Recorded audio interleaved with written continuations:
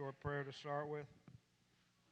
Heavenly Father, please take me out of this talk and put you into it, your words, so hopefully someone will get something out of this. I ask this in Jesus' name. Amen. All right. Good evening. I am Al Davis. I'm a follower of. I can't wave it around. Yeah, I am Al Davis. Thank you. I am a follower of Christ who is powerless over drugs and alcohol. My sobriety date is February 8th, 1982.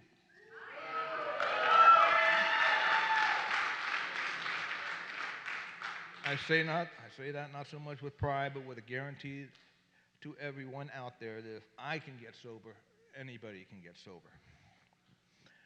It's been a long and rewarding journey from then until now, but my journey started long before that date. As far as I remember, I didn't grow up in an alcoholic household, even though there was alcohol. I was always booze in the house. My parents separated when I was 5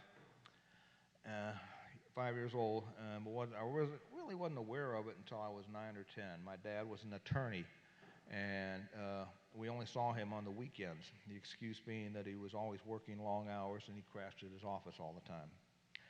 My mother came from a very prominent Roman Catholic family and did all she could to keep up the illusion of a normal household.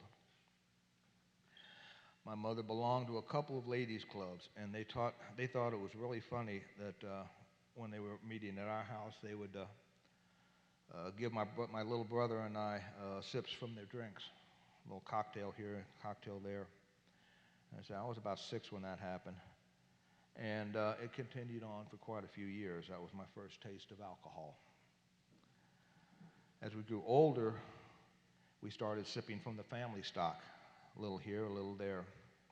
And as I got into high school, my drinking increased. I was usually drunk most weekends, and also at this time I quit believing in God and became a card-carrying atheist. I didn't get into drugs until I was in the Navy and stationed at the Naval Hospital in Guantanamo Bay, Cuba.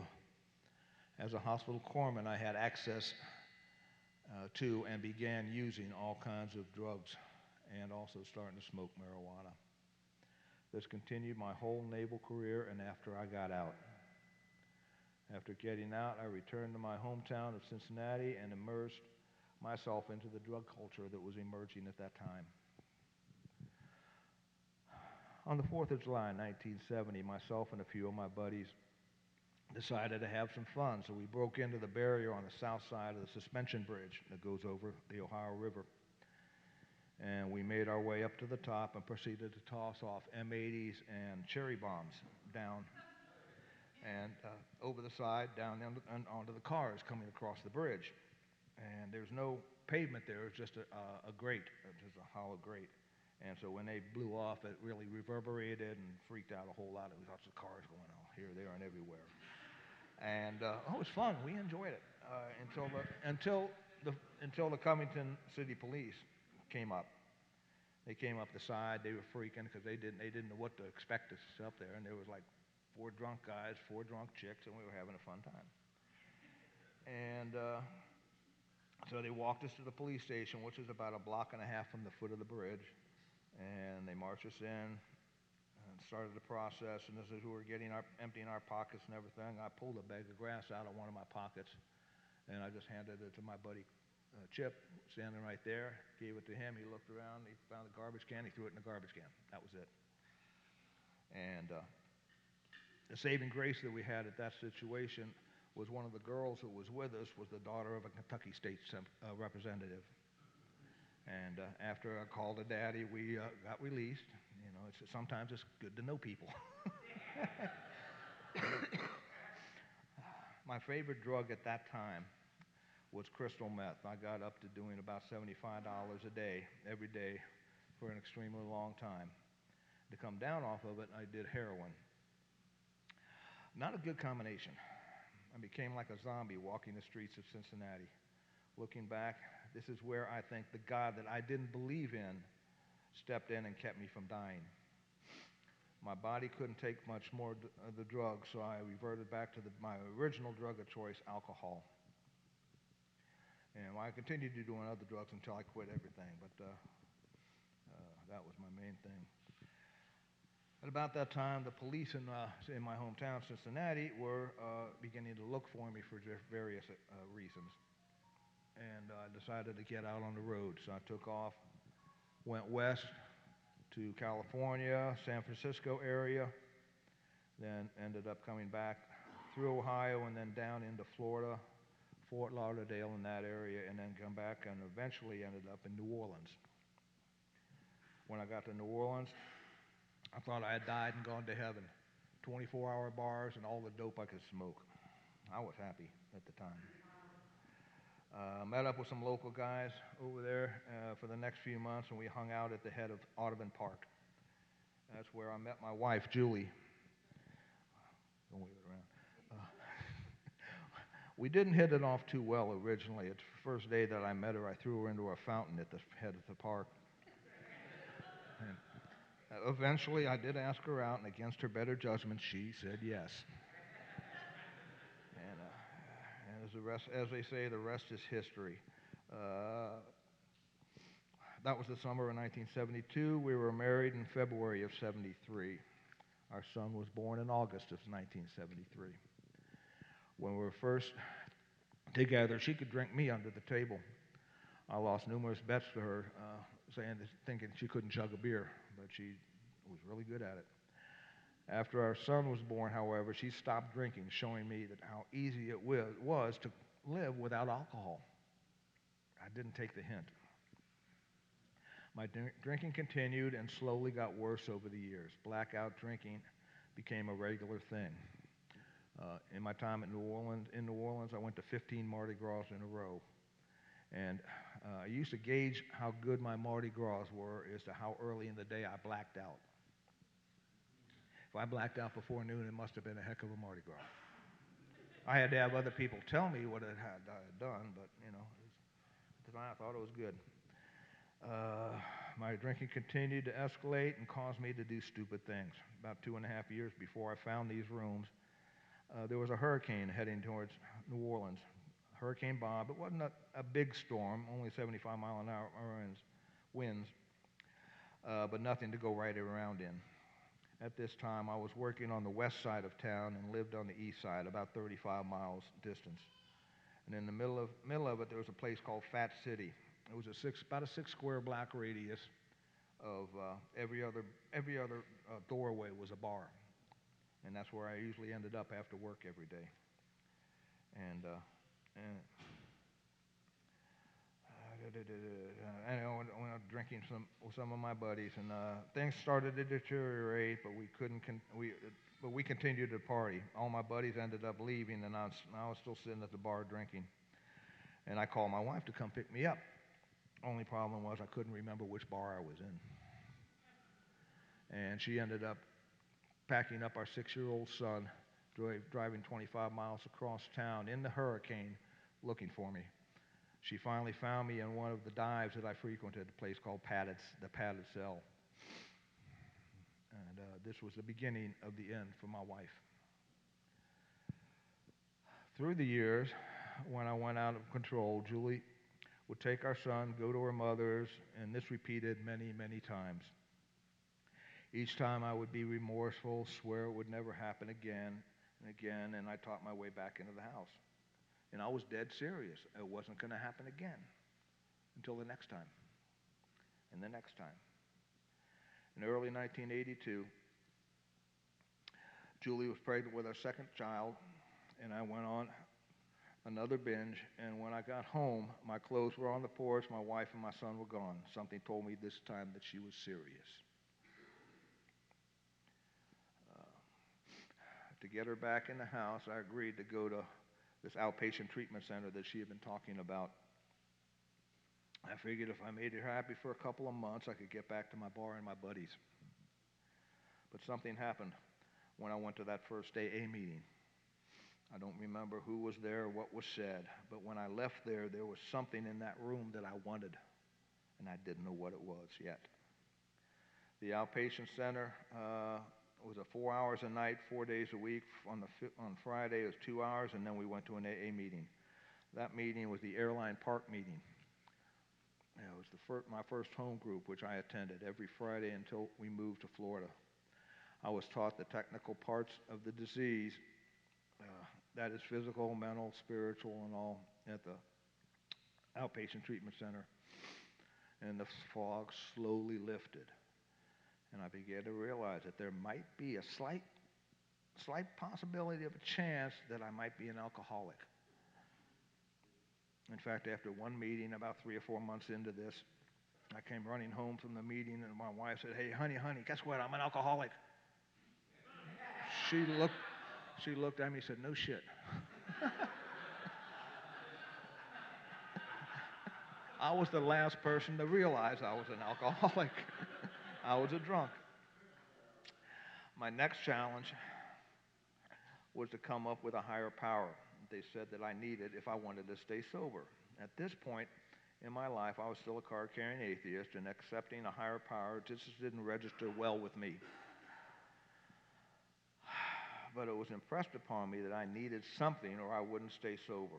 Another park in New Orleans is called City Park, and it has many 150, 200, 250-year-old oak trees. And I drove around one day until I spotted a real nice, big, thick oak tree, old one, and I made that my first higher power. Stupid as it sounds, that kept me sober. I could run my car into it. I could shoot it with my gun, beat it with my knuckles, bloody my knuckles, everything. It didn't faze that tree. That tree was greater than myself, was a power greater than me. And it kept me sober for the first few months in the program. But a lot of people I was talking to, much wiser than myself, said that I had to get something a little bit more solid. A little bit more solid than that tree. And they suggested there was something keeping everybody in the rooms sober. Call it group of drunks, good orderly direction, whatever. It was keeping other people sober. And so I adopted that, and that was my higher power for the next 7 years in the program. I began doing what I was told. Don't drink, go to meetings, read the big book. I got involved with service work. My first job was that of greeter, and then setting up chairs, cleaning ashtrays, whatever it took for me to get out of myself and to start thinking about others. In May of that year, I had volunteered to work at the New Orleans Citywide Convention. And that's when I heard Clancy I, a circuit speaker, excellent individual, speak for the first time. And his talk really hit home. But also, also the Thursday before that convention started, my daughter was born. And being the good husband that I was, I got my wife and my daughter out of the hospital, brought her back to the house, arranged for her best friend to babysit, and I went on back to the convention. And I stayed there for the whole weekend. And my wife didn't appreciate it at the time, but I think she understands now. That's what I had to do at that time in my sobriety. My daughter has never seen me drunk, and I pray that she never will. My head was clearing and began to realize that there was a whole world of people who didn't drink on a daily basis like I did. Just over a year sober, I went to a large speaker meeting at the Methodist Church on Canal Street. Usually 100, 150 people showed up. And I made the mistake of commenting after the second time there, third time there, that I didn't think the coffee was all that great. One of the gentlemen said, "Well, if you don't like it, you can get here an hour or two early next week and make it yourself." And for the next 3 years, till I moved to Florida, I was making coffee every Sunday night, 150 people, and also setting up and putting back 150 chairs. Service work, that's what kept me sober. I was put on a 12-step call list, going out with another alcoholic, helping those in need. I also started a thorough dive into the steps. One of the hardest times I had was making amends to my wife and my son. I had not been the best father for his first 9 years. Never physically abusive, but mentally, and I got on him occasionally. Every year, we went to a friend of ours' place up in Kentwood, Louisiana, and we had what we call the 4th of July Eat Till You Die blowout. And it was a small one-room sharecropper shack, no inside plumbing. And most mornings after we've been partying all night, we woke up, got around in the front room, and rolled up a couple of fat ones and started rolling up and smoking joints, passing them around. This one morning we were going around, and we realized after the third or fourth time around, my son and a friend of his were sitting right next to us in the group. They were just passing it, going around, going around. And we, naturally, we kicked them out, said, no, you can't do that anymore. And they were high as a kite the rest of the day. And after that, my son would ask me, hey, Dad, can I smoke some more of that? Can I smoke some more? No, son, not until you learn to roll the perfect joint, you can't smoke anymore. Don't smoke it. And I'll tell you, he got really good at rolling joints, but they never were quite good enough for him to smoke. You know, myself and my friends, we were happy with it, but he just couldn't smoke it that way.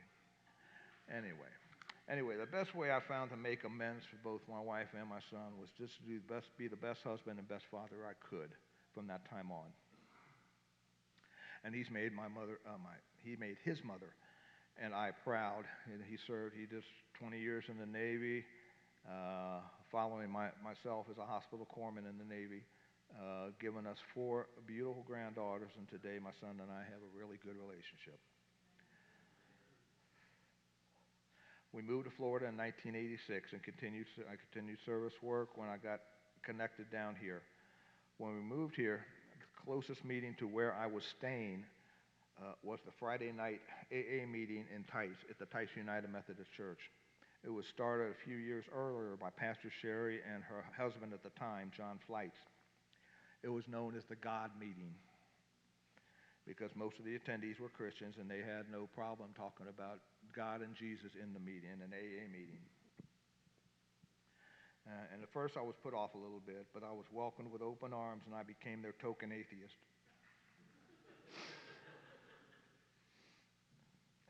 I attended many meetings around town, got involved with service work, 12-step call lists, running AA meetings at the Stockade. But Friday Night Tice was my home group.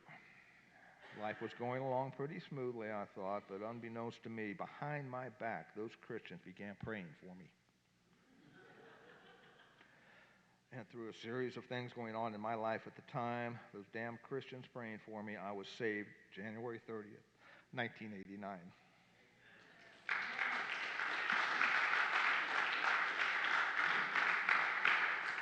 Now, I can't say that life has been perfect since then, but I do know that it's done nothing but slowly getting better and better.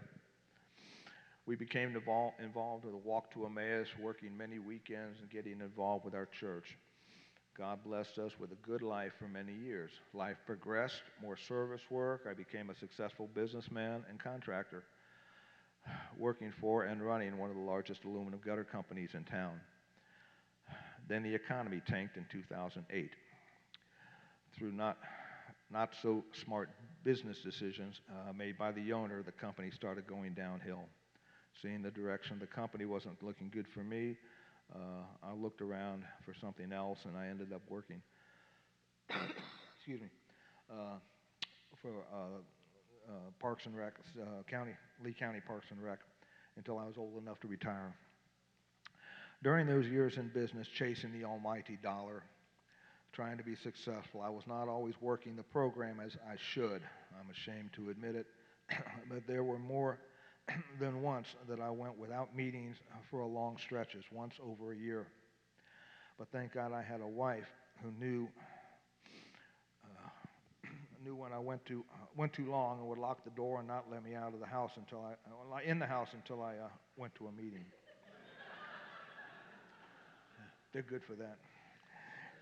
Now I've been spending the last 20 minutes or so telling you about what I did, but this is a journey that wasn't taken by me alone.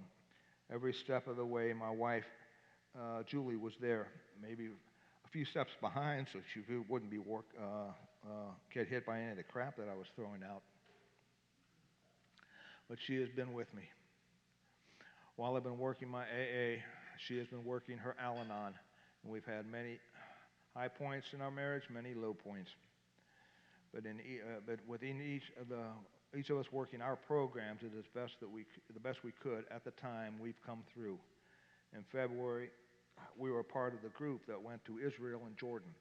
That has been one of our best bucket list items for a long time.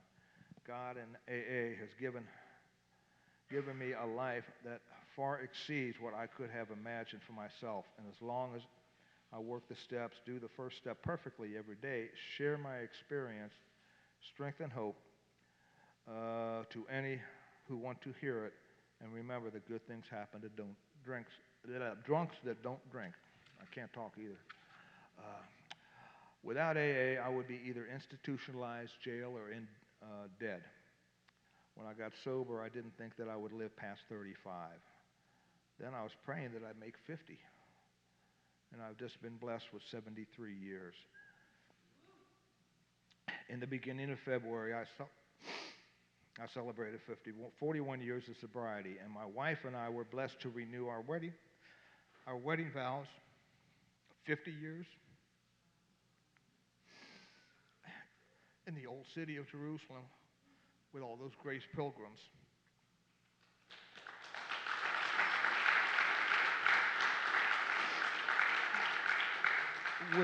With the grace of God and these rooms of AA and Choose Recovery, I pray life will be getting better and better. Thank you.